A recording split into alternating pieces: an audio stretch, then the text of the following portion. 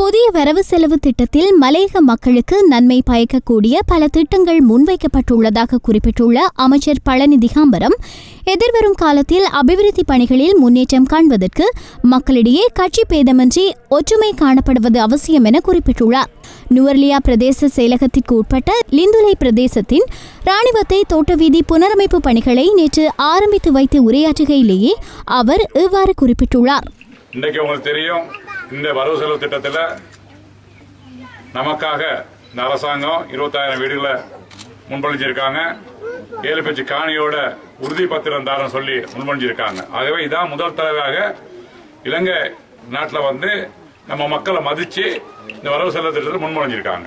உண்மையில GSP plus கிடைச்சோடனே இங்கோட தோட்டத்தில் உள்ள இளைஞர்களுக்கு யுவதிகளுக்கு நான் வேலை பயன்படுத்தி தரேன். ஃபேக்டரிகளை தொடர்ந்து கட்டாயமாகும். அதுவும் இன்னும் 2 வருஷத்துக்கு இல்ல, அதை நான் செஞ்சு தருவேன் நான். ஆகவே இவ்வளவு நாளும் செய்யாத அபிவிருத்தி வேலை இப்ப நடக்குது. போன அரசாங்கத்தில் இருந்த அமைச்சர்களை விட இப்ப வேலை நடக்குது நமக்கு.